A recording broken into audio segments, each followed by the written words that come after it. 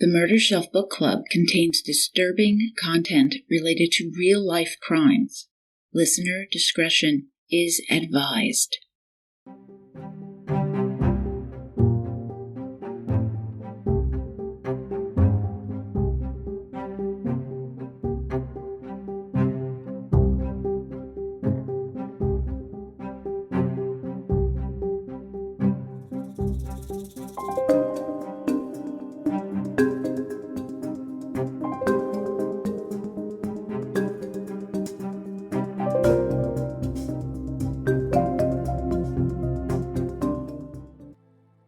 Welcome to the Murder Shelf Book Club podcast. I am your host, Jill.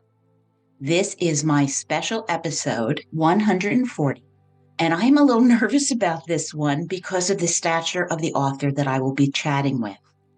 I recently met her in person at CRIMECON 2025 in Denver. So today I have the honor of speaking with a woman that I have admired for well over 40 years, the irreplaceable Dr. Ann Wolbert Burgess, author of her new book, Expert Witness, The Weight of Our Testimony When Justice Hangs in the Balance. I strongly encourage everyone to buy her book as it reflects on her participation and testimony in a number of high-profile cases, including those of the Menendez brothers, Bill Cosby, and Larry Nassar. Dr. Burgess's objective and expert analysis, no pun intended, has significantly influenced the pursuit of justice in complex cases. Her compassion shines through in her work as she consistently bases her testimony on facts, decades of experience as a researcher, and as a leading forensic psychiatric nurse. Dr. Burgess began her education and career in the mid-20th century, and then spent over 2 decades working with the FBI's Behavioral Science Unit. During this time, she collaborated with John Douglas and Robert Ressler, developing and establishing criminal profiling as a valuable tool for law enforcement. While managing her professional responsibilities, she also balanced marriage and the upbringing of 4 children. A true pioneer and a role model, Dr. Burgess achieved remarkable success at a time when career options for women were limited mainly to careers in nursing, secretarial work, teaching, or you could become a nun. All admirable career choices. She graduated from Boston University with a degree in nursing and a Bachelor of Science. Subsequently, she earned her Master's of Science from the University of Maryland and completed her Doctorate of Nursing Science at Boston University. Along the way, Dr. Burgess provided critical analysis and input in her field, co-authoring many important works, including Rape, Victims of Crisis, Sexual Assault of Children and Adolescents, Homicide, Patterns and Motives, and Victimology, Theories and Applications. Additionally, she contributed by authoring forensic nursing textbooks. In 2016, she was honored as a living legend by the Academy of Forensic Nursing, and I heartily agree. In 2024, Hulu released a docuseries about the life and contributions of Dr. Burgess, titled Mastermind to Think Like a Killer, which again, I highly recommend.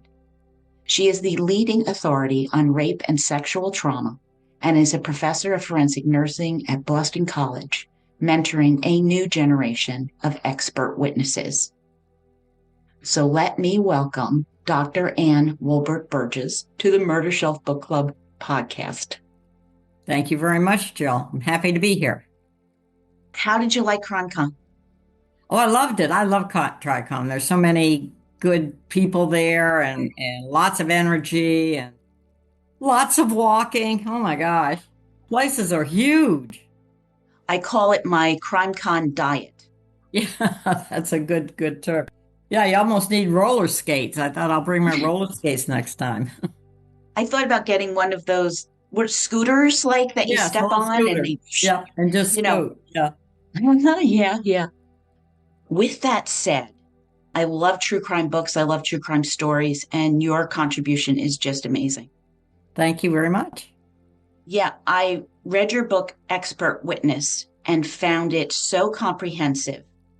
I learned more about what rape victims and victims of sexual abuse suffer than ever before. Very well done. Your compassion comes through. At the same time, your objectivity. You have to be. You've got to have the objectivity, or it can get you. You have to stay very calm and focused on the details that you're hearing.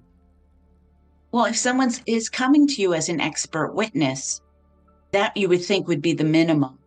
But we're in a culture where there is a rush to judgment in the media, depending on how the case is portrayed.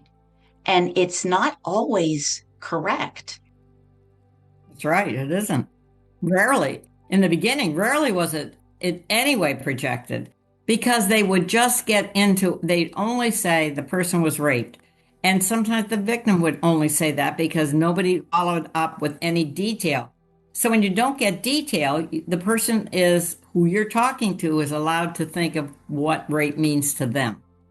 And that can be such a 180, obviously, compared to who has gone through the experience. Yes. I mean, you've testified, I should say, for the prosecution, you've testified for the defense. Yes. And it seems to me that I would assume you're requested by one or the other. Yes. How do you decide to take the case? And sometimes I'm asked by both sides, so even a third. Well, the first person that calls, you have to answer. I could answer it if I didn't want to take it with, show me the evidence, and let's see if I can help in that way. It's got to have evidence. And so often they're going to say on these types of cases, well, she said, he said. And that's hard. But you can still get details that really would help a jury understand that there's no other way she could have gotten details if it hadn't actually happened. Mm-hmm. So I go for, tell me what you have. I look over what they have. I can always turn down a case, but then I don't feel I have any right to, if the other side calls me, to say I'd go with them. I would say, no, I'm not doing the case, period, for either side. There have been times, especially on child cases, where they haven't wanted the child to have to go through a lot of experts, that a judge will make the determination, have both sides submit the names of an expert, and if they each pick one with the same name, then the judge is liable to say, let's have that person, expert, interview the child and come up with the report. Because the report can then be attacked, if you will, either side. And that's fair. I mean, it is court. You don't go to court if there isn't a conflict. That's the nature of a report. Well, it's an adversarial system. That's and right. And for a reason. Because the state must present their case if it's criminal without a reasonable doubt. The defense is certainly going to defend to the best of their ability. And that's the system. It's imperfect, but many times it does work the right way. You know, the UK has an interesting model. I've never testified or been asked to do a UK case, but they have each expert for each side do their report, and then they come together and they have to agree and write a report. Yeah, I think that's really not agree on, obviously not on all things, but to say maybe we think X, Y, and Z happened. Because I've never done it, I don't know exactly how it's done, but I understand that is a very interesting process. Yes, I can imagine that. You know, I have to think it would make it a little bit easier for the jurors to weigh, because in the United States, you have two conflicting experts. You know, one is saying A and the other is saying oranges. Correct. You know, you have to weigh the testimony with the rest of the evidence that's presented. Right. I have to bring up the Menendez case because it's been in the news so much lately. Sure. And yes. But in the Menendez case, I remember when this happened. I was an adult, I was working, I was young, but I remember. And I absolutely remember the disbelief that teenage boys could have been sexually abused. And I believe, my opinion, that that went hand in hand with if a female teacher was accused of sexually abusing a male student, there was a lot of this, so what? Like boys cannot be victims or traumatized. Correct. And I saw that happening. Now, again, with hindsight, I don't remember thinking, well, they should get off. We knew they killed their parents, but that case, I mean, here you were speaking for the defendants. Right. And I spoke for the defendant in terms of the defendants. Actually, I was on Eric's team. They divide you up by teams. For what he said to me, or he did do some drawings. I think that's come out. But I think it goes back to this. If you just hear that he has been sexually abused and you don't get any details, you have to conjure up in your own mind what that is. That's the problem. And even the prosecutor said, I believe she said, I wasn't there for it, but I understand she said males cannot be sexually abused because of, and she meant the actual biological part of it. And I never quite understood that, but at any rate, that's what happened, about 35 years ago. So you have to get into the details and what is said to them. Then don't forget some of the language that was used was, well, this is what fathers do with their sons. This is part of the culture, kind of. I think that's where it was going in terms of some of the language that Jose, the father, used with the sons. And that normalizes it, if you will. And don't forget, some of the molestation is not painful. And it certainly has a physiological response. So I don't know why people would think it couldn't happen to males any more than it could happen to females. But I think it's always interesting. People have said, what if they had been the Menendez sisters? Would this have been a similar outcome? And I have to say, well, it would be interesting if it was the mother that had sexually abused the son versus the father. So you'd also have to look at it both ways. But I always think that is interesting. I also have recently written a chapter in a book where we compare the Menendez brother. It's a double parricide case, but there is a Lizzie Borden was a case of a single parricide where she was accused of killing both parents. Yeah. Even though the sister, I wonder in that case how much the sister had been involved. That's always been a curious factor for me, especially after doing the Menendez case. So I think you need to also look at these cases in historical context and not just say, well, this can't happen. Boys can't be abused. Well, of course they can be. Well, human beings can be abused. Yes, right.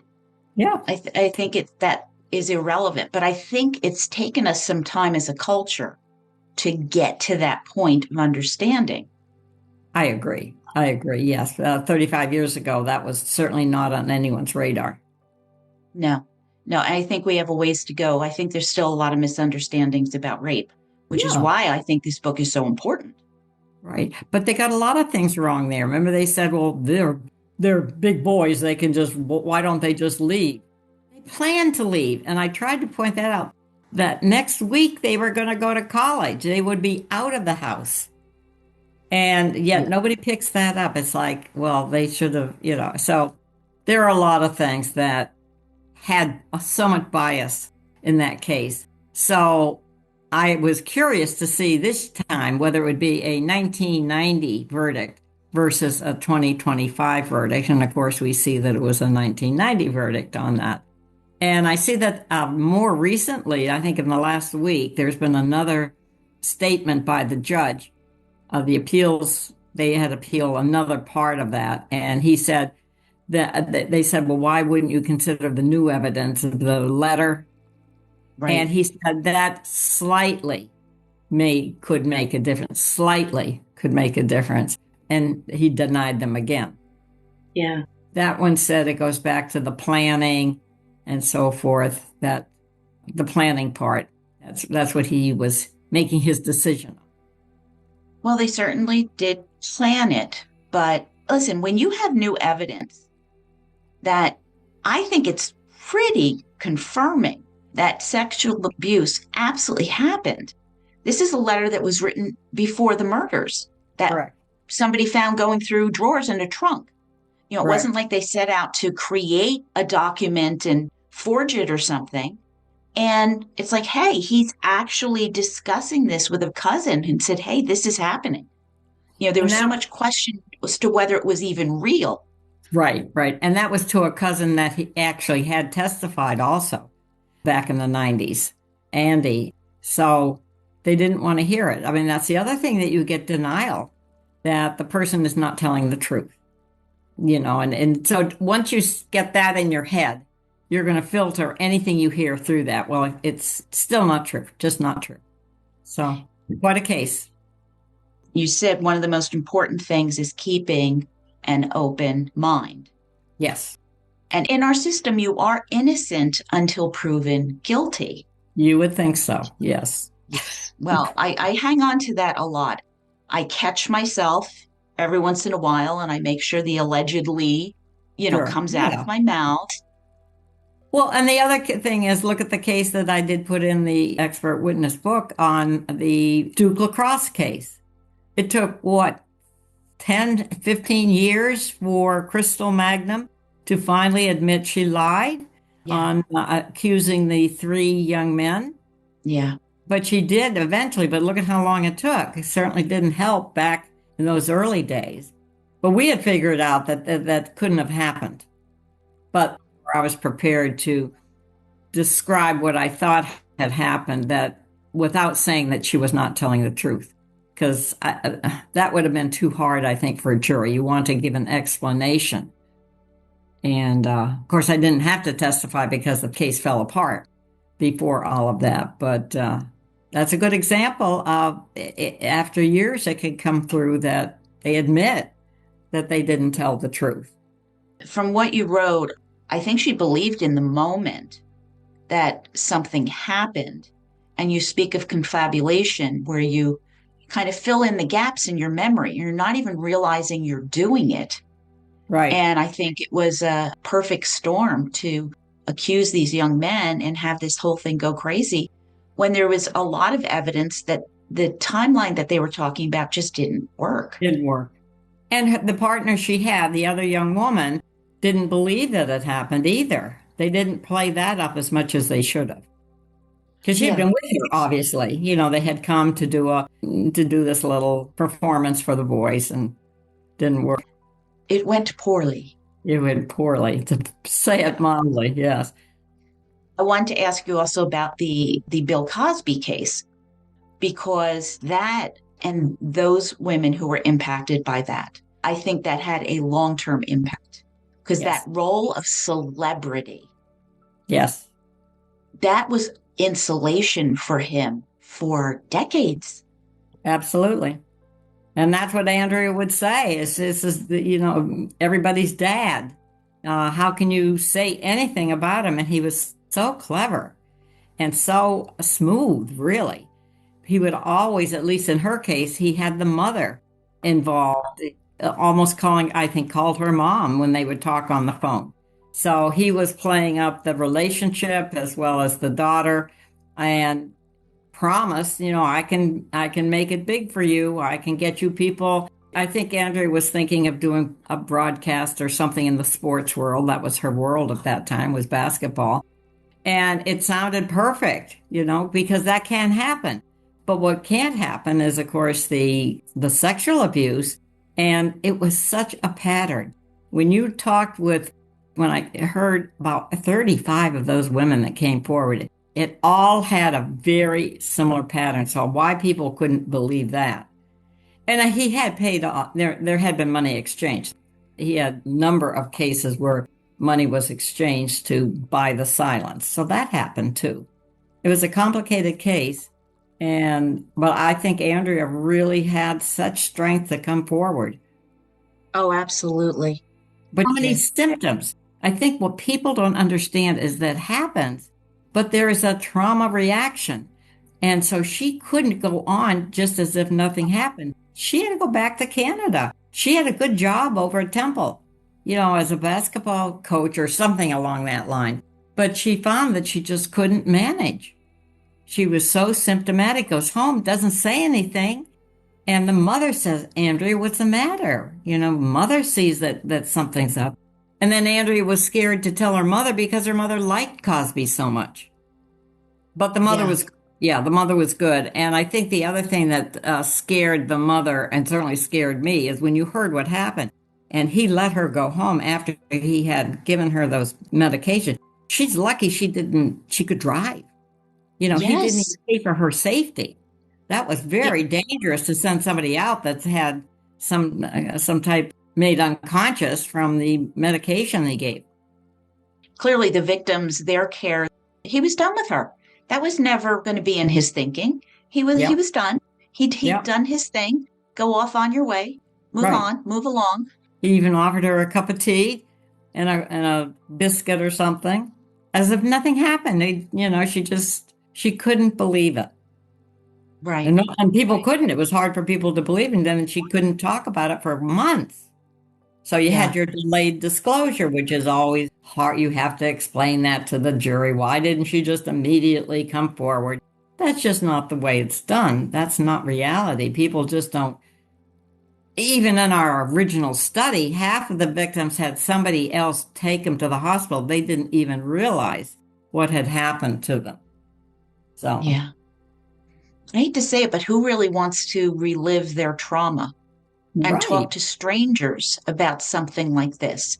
It's embarrassing and you're angry it happened and all the emotions that come. Who wants to do? I don't want to talk about sex with strangers. Yeah. See, that's the dynamics of a secret. It's really hard because if you tell, then you've opened up yourself to other people's reaction. When you keep it to yourself, yes, you may suffer, but at least you don't have to deal with everybody else's reactions. But the victims find they can't. They can't hide their trauma. Their lifestyle changes. They don't want to go out. They want their eating or sleeping. Everything gets affected. Yeah. My heart went out to them. I mean, I have to tell you, at first when I heard this about Bill Cosby, and I was like, oh, yeah, right, sure. Yeah. But then same thing, when you start hearing now more, and it's a similar story, guilty. You and detecting patterns. Yeah, it's a pattern. In addition to listening, your ability to analyze information and recognize the patterns, I think that's your superpower. Yes, you're right. Yes.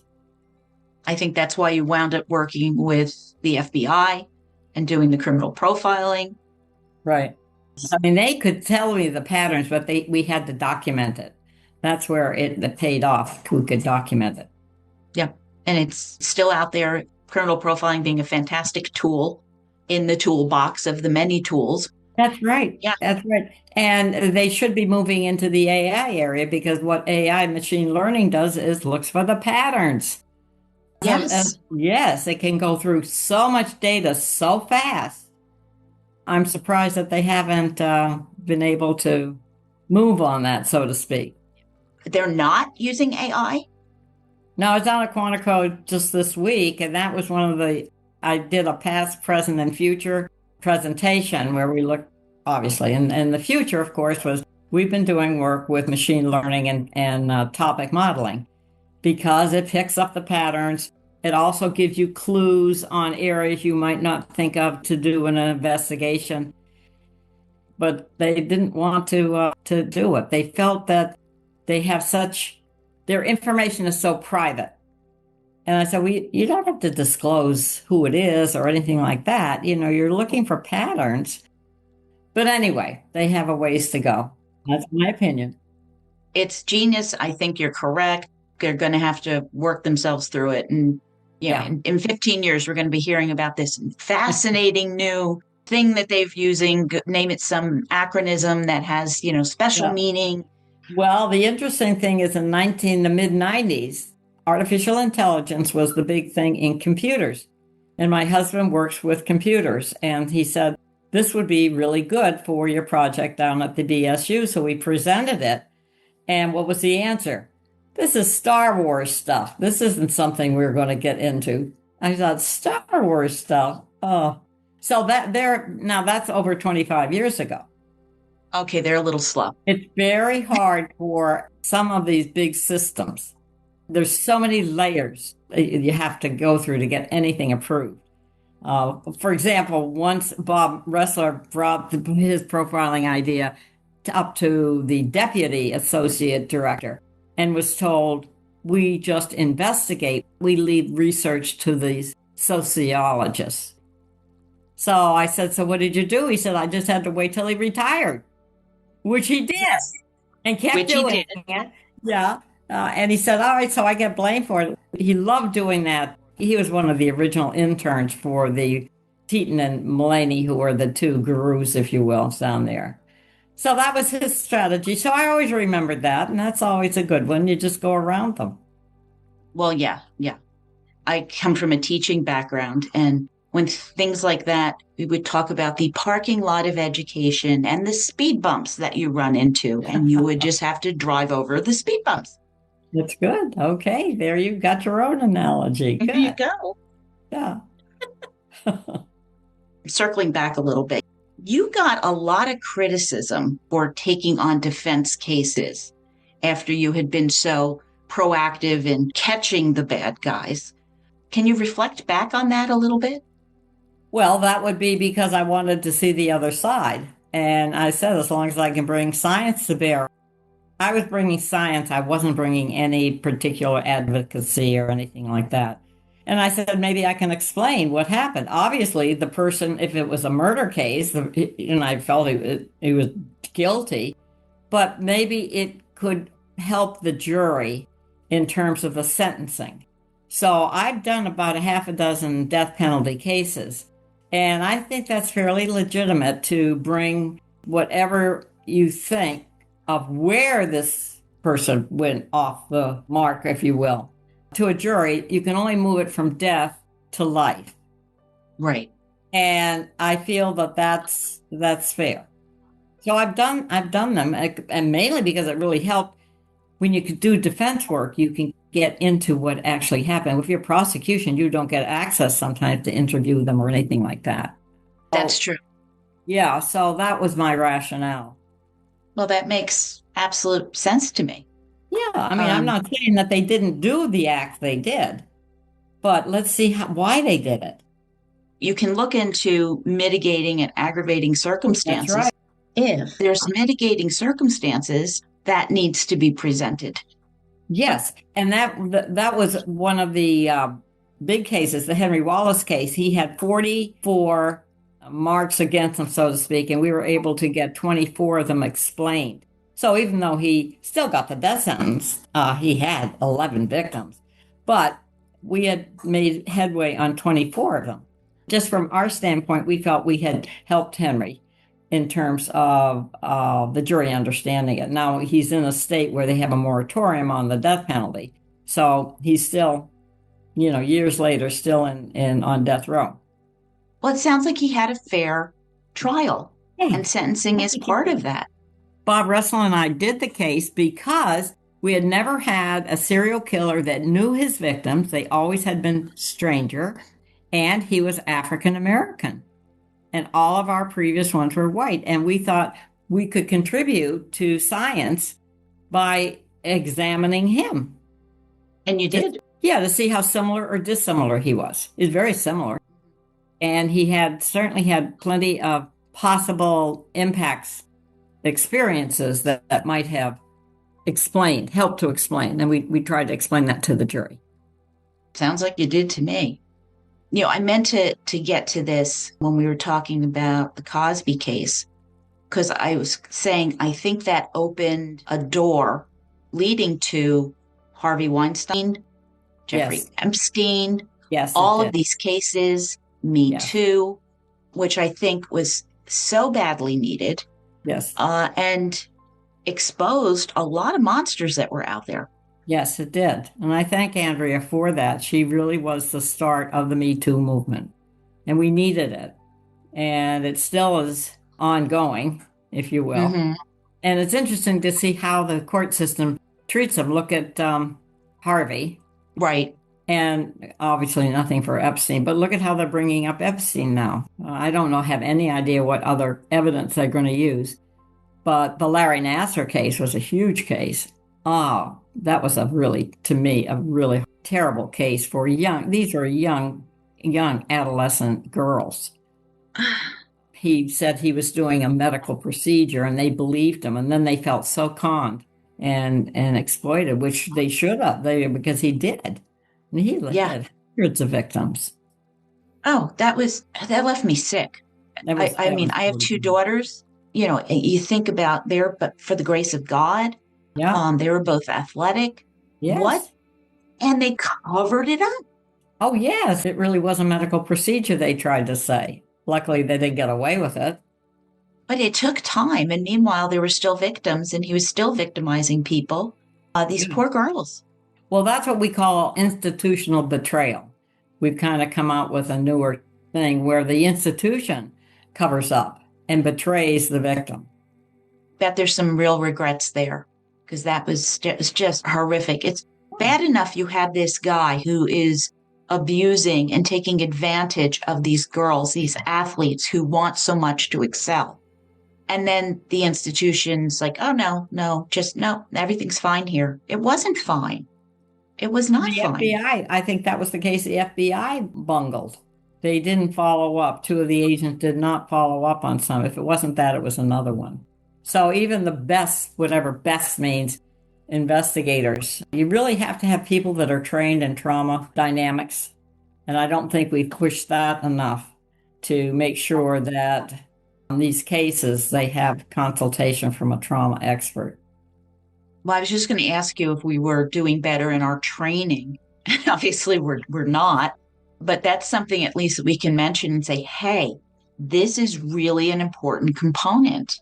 Right. If you have this background and you're listening to someone who's reporting a crime and you're hearing the checklist, Yep. of behaviors of speech, of patterns that you talk about, the patterns of this behavior that authenticates what happened, Right. it improves your investigation. Right. And it does depend on training. The education, many of the cases that fall apart are where they've had a lot of training, but more rural.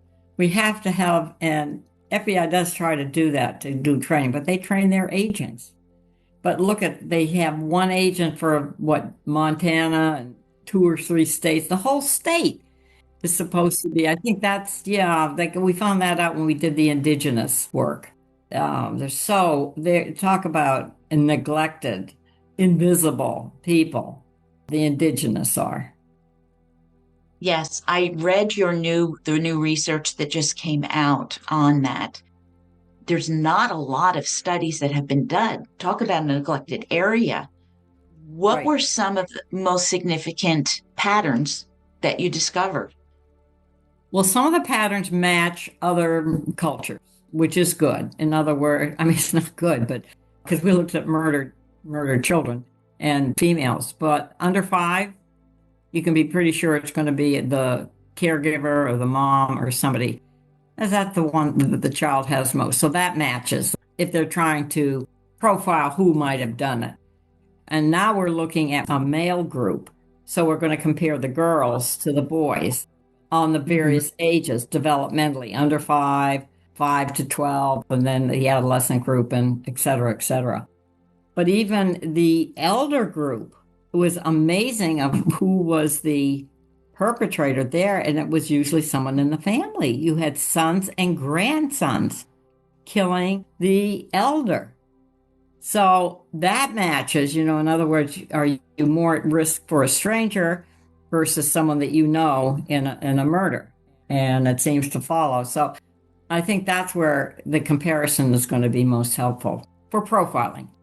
The Emily Pike case, that's the one we're pushing now, is who killed Emily Pike. And that's such a heartbreaking case that it's hard to know whether a serial killer got her, whether human trafficking.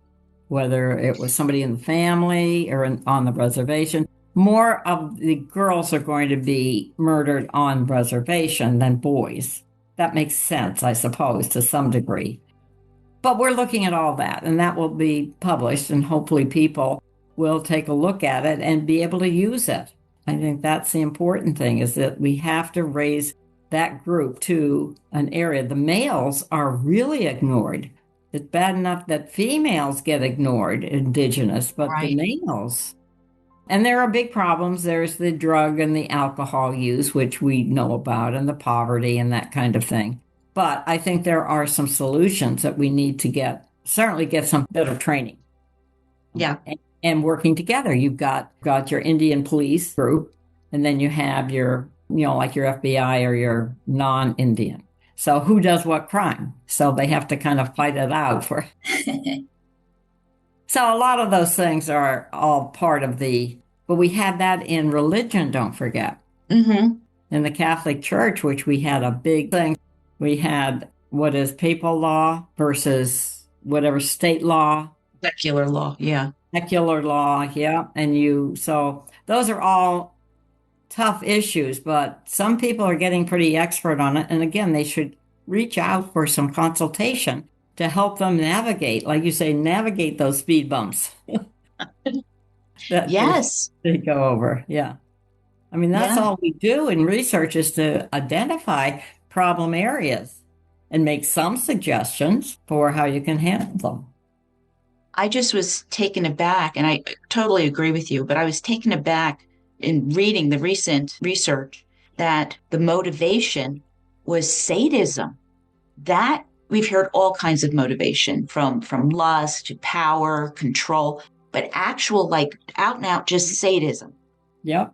And that's something that really has to come out, because the torturing of people before they die has to have a nucleus for that, is in the offender.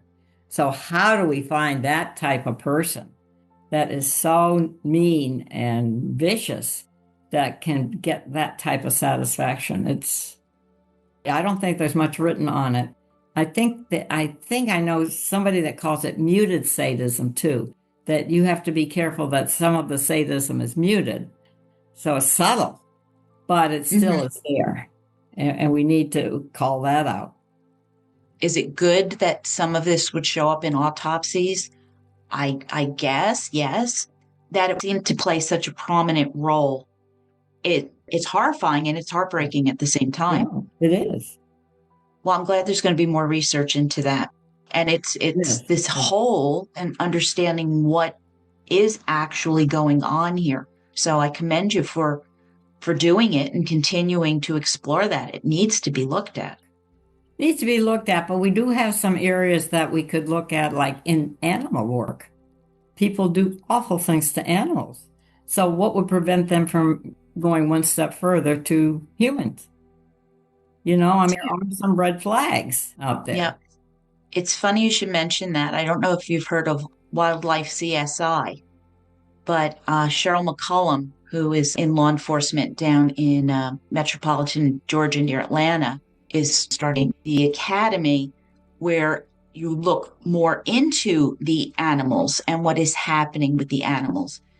Cheryl McCollum, so she had to go to South Africa to get training in this because there was nothing in the United States. Good for her. We all have our fish and wildlife and all that, but the average law enforcement officer driving down the road stops a van that's filled with turtles, thinks he's taken a shipment to a pet store, and the animals are actually being trafficked. It's an actual crime. I took one of her courses, and the routes used by animal wildlife traffickers is exactly the same routes as human trafficking. That's fascinating. If you can see what's going on. Have they noticed any escalation from those people? Yes.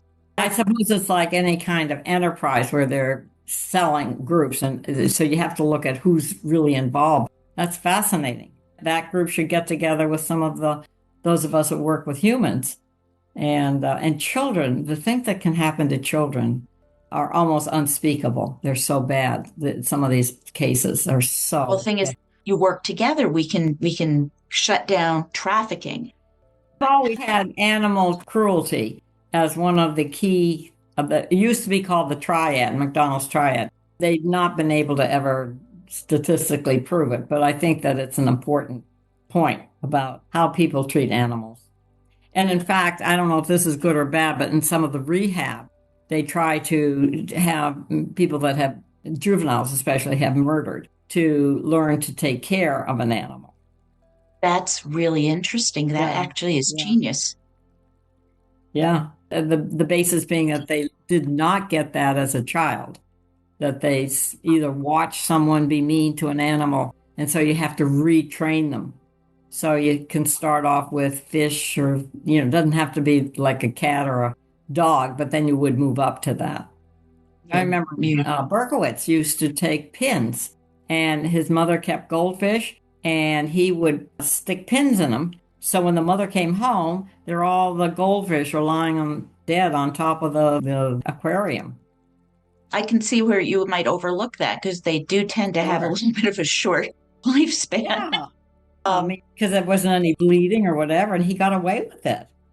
yeah, look what happened there. Yeah, if you can rehab kids whose brains are still malleable and can rewire those brains, that's genius. From the goldfish to work your Sure. way up to starting to have affection and caring for something living, and then apply that to your human life. Yeah. That's amazing. Is there anything else you would like to say about your book? I'd just like to say that we try to follow up on some of the cases we had in our first book because people go on, so people might be interested. So we talk about what happened to the three from the Duke lacrosse case, certainly look at Cosby. So that I think is fascinating. We also put in there the first case that we could find where there was a court recording of it. Steven, my co-author, found this. It was called the Manhattan Well case, and we give that case. And I always say to people, "Do you agree with what happened, with the outcome?" So I'll have to read it and see whether they agree with it. So I thought that was kind of interesting. The very first case we could find on use of expert witness, and then we have some new cases in there, and what it's like in the courtroom. Try to debunk some of the myths that are out there about the court. Court is very stressful. I've done it a lot, and I still find it very stressful. I put on my virtual bulletproof vest when I go in because the other side is going to come at me and try to discredit me. And I think that's what dissuades a lot of professional people from wanting to do any court work because it's very hard when you think that, you've got a big ego and you've done so well, and then you get this defense lawyer, saying something that's trying to discredit your work. So I think those are all some of the things that if people get to read expert witness, that's what we're talking about. I remember that part vividly. The idea that, the prosecution, if you're testifying for them, you're prepared. You've gone Yes. through the case, you know the evidence, you're ready to go. Defense attorney, well, I don't know. What's he going to ask? Who knows? Yeah, I can see why that would be very anxiety prone. Yeah, I did a case in the last month, which was really interesting. And I was a little annoyed till I found out what happened when they were qualifying me. The lawyer, the plaintiff's lawyer, wanted to bring out more of my background, and the defense lawyer objected, and the judge went along with it. So they really didn't hear too much about my background, especially any of the work I've done in the crime world. So I said then, because I wasn't there when his expert got on, the judge just allowed him to talk about how wonderful he was, and he was this big expert, and he had this and that on his resume, etc. But he said in the end, we won. We got millions of dollars in award. So as a plaintiff's lawyer said, it didn't matter. And he said, I didn't think it would. The jury just didn't buy that this wasn't traumatic to her. It was a case of a 14-year-old who was a babysitter down at Atlantic City. It's a case that's written up. Two lifeguards had pulled her into the little lifeguard shed and had assaulted her. And the one kept a relationship up with her for 4 years while she went to college, and then that broke up. Meanwhile, she's now in her 60s, and we chronicalized how much difficulty she had, and she never realized it was because of this very early experience that she had. And so the suit was against the lifeguard as well as the Atlantic City property. Anyway, long story short, she got a very, very fine award. So the jury, to answer your really original question, some juries are getting it. In other words, we were able to argue that her whole life had been affected by this incident that happened back when she was 14. Of course, being underage, and the male was 10 years older. He was a graduate student. So, we had a lot of things that I think that the jury could agree with. Some of these very old cases that are now coming up are winning. So I would encourage, if any of your readership, that they need to know that they should encourage people to at least seek out a lawyer to see if they do have a case, even though it might have happened 20, 30 years ago. That is so powerful. I'm so glad to hear that. Thank you for that story. I hope it does empower people that they were told, oh, just let it go, forget it happened, move on. No, trauma changes your brain. It has probably affected your entire life. None of us is bulletproof. As you said, we're not. Our emotions are emotions. Wow. Well, I want to thank you. This has been a delightful conversation. You're welcome back anytime. Okay. Thank you. This has been very enjoyable. You're really good. You are so good. So thank you. Am I? Thank you. Yes, you are. Oh my gosh. Ann Burgess thinks I'm fine. That really matters. Hey, are you going to be at CRIMECON next year? Las Vegas. If I'm invited. Have you got your ticket? A lot of the people there had already had signed up for Vegas. I applied to be on Creators Row. I went to one session this past CRIMECON. I had just done a book on the Aurora movie theater shooting. Oh, okay. The books were from the psychological end of it to looking at the perpetrator. I felt almost like an homage. I had to go to the Aurora theater shooting presentation. Sure. It was so powerful. It was absolutely fascinating. And quick story, CRIMECON was over. I was sitting at the bar having a glass of wine all by myself, just decompressing.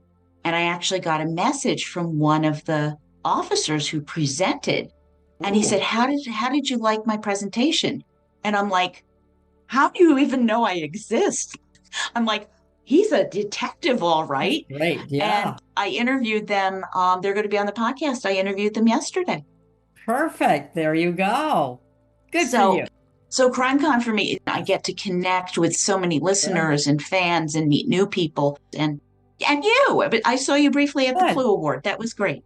Oh, good. All good. Okay. Onward. Onward. Thank you so much. I will have you back when the next book comes out. There you go. Okay. Sounds Thank good. you so much. Thank you.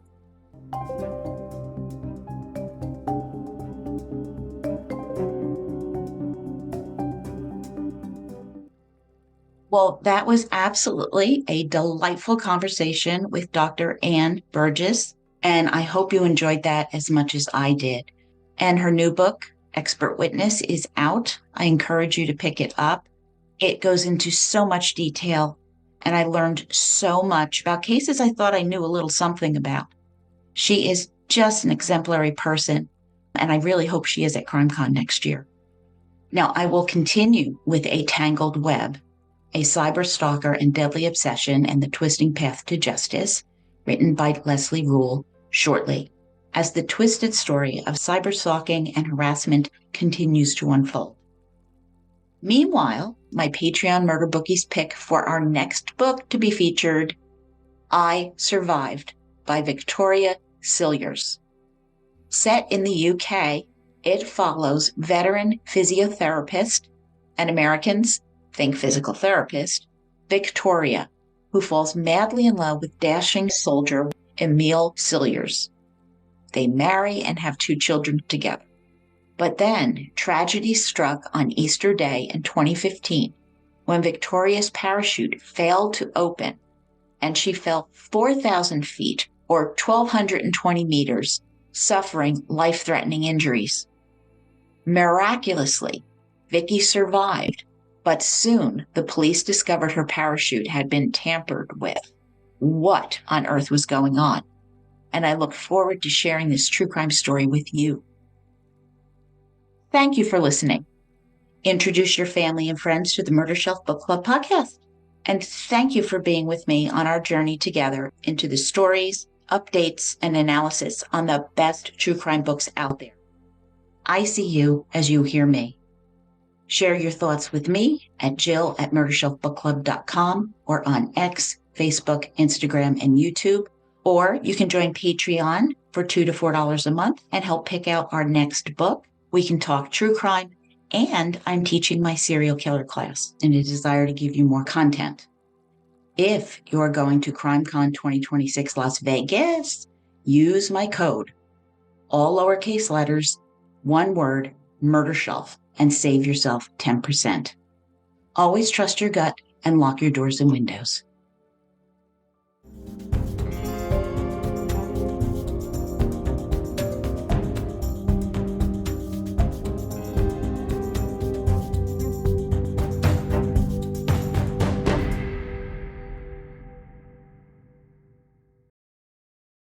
Written and produced by Jill, all rights reserved. Music, The Pewter Elephant by Blue Dot Sessions.